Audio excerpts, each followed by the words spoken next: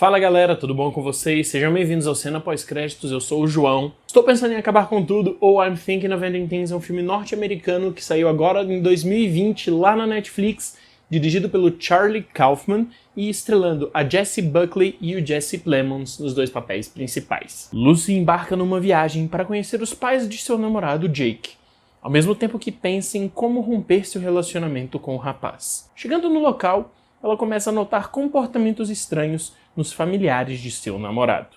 Vai ter um trecho no final do vídeo que eu vou entrar em spoilers, mas eu vou avisar spoilers antes de falar, então não se preocupem, vamos lá. Como os outros filmes dirigidos e escritos pelo Kaufman, como O Brilho Eterno de Uma Mente Sem Lembranças, Quero Ser John Malkovich e o que ele dirigiu também, o Cinedoc Nova York, que eu comentei no texto lá no Instagram, existe uma transição, uma linha tênue entre o realismo, as coisas naturais, e o surrealismo.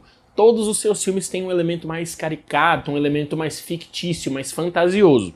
Aqui não seria diferente. Lembrando muito o Cinedoc Nova York, Estou Pensando em Acabar com Tudo traz novamente essa temática da identidade, do medo de se morrer, do medo de se envelhecer.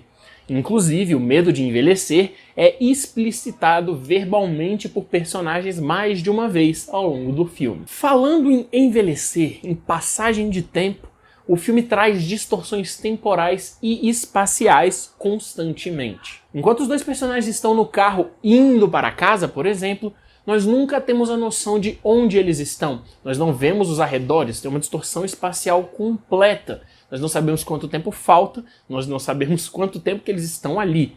É uma distorção temporal também. E dentro da casa, o mesmo acontece.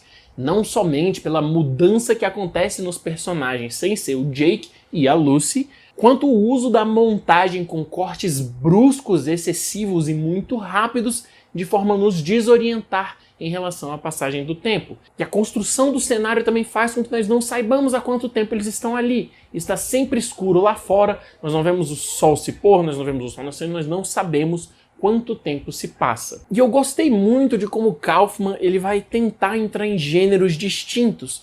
Por exemplo, nesse segundo ato do filme em que eles chegam na casa, ele assume uma estética, um tom de terror e suspense, porque é como a Lucy se enxerga. Ela está nervosa, ela está tensa de conhecer os pais de seu namorado. E toda a construção, toda a estranheza é feita com base nisso. Já no momento que o filme passa para um lado mais musical, ele expressando completamente a felicidade de forma extrema. É um contraste completo com essa parte de terror, de suspense.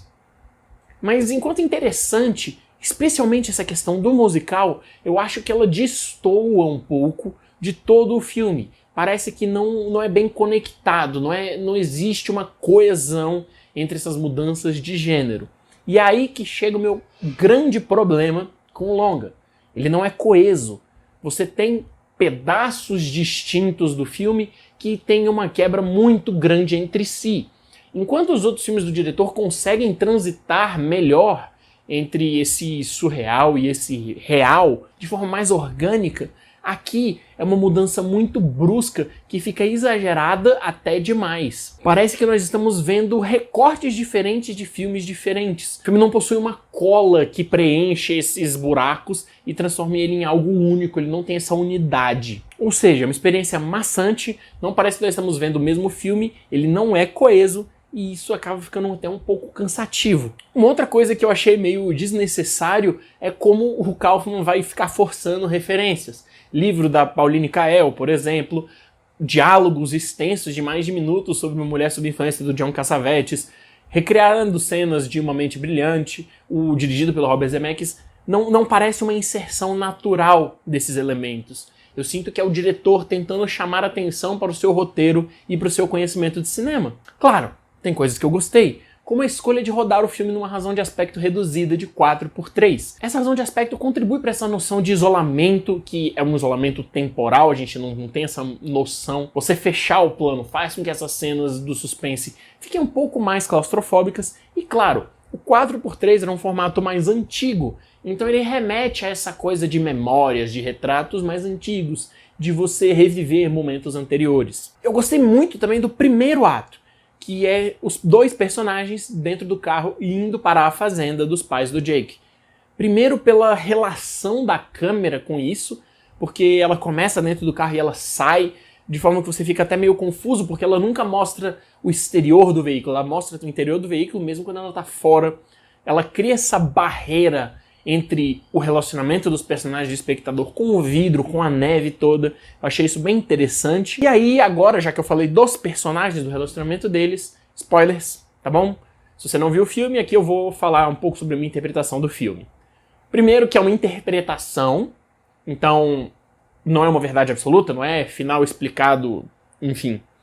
Segundo que é irrelevante o livro, isso aqui é uma adaptação, a adaptação tem que funcionar por si só, ela não precisa ser fiel ao livro, quero falar mais sobre isso em breve, mas vamos lá. Apesar de eu ter pensado muito numa questão de vida após a morte, de purgatório, enfim, não cabe ficar viajando muito aqui, a minha interpretação do filme acabou ficando de que realmente o Jake é o zelador que está lembrando os momentos que ele teve com suas várias namoradas, ou não teve e ele está fantasiando o que ele poderia ter tido com as mulheres com quem ele fantasiou ter relacionamentos e desejou ao longo de toda a sua vida. Por isso, ele e a mulher não envelhecem dentro da casa, enquanto a mãe e o pai envelhecem, ficam novos, que a passagem do tempo é totalmente bagunçada. Para eles, não é assim. Claro que eu não tô aqui para ficar explicando, então não vou entrar em detalhe, porque não tem explicação, é minha interpretação, mas isso era para contextualizar porque eu gostei tanto na interpretação da Jessie Buckley. Eu gostei muito do Jesse Plemons,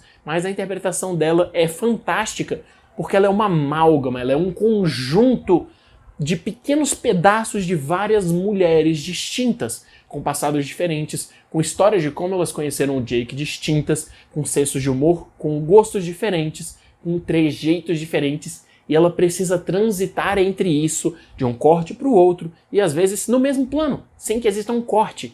Então é um trabalho muito difícil e eu acho que ela saiu muito bem. No final das contas, estou pensando em acabar com tudo. É um filme que tenta transitar entre gêneros, mas que não faz isso de forma orgânica. Ele é pouco coeso, parece que você está assistindo vários filmes diferentes que foram simplesmente montados juntos. Claro que a montagem desses trechos é fantástica, mas no conjunto eu acho que ele deixou muito a desejar. Eu acho que ele é um filme que acaba sendo muito mais legal de você teorizar e pensar no que você assistiu do que você experienciá-lo de fato. E pensar nele também não foi algo fantástico pra mim.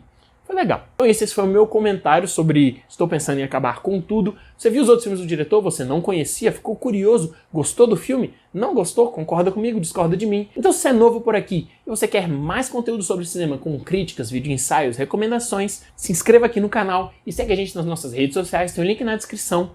Muito obrigado. Até a próxima e falou!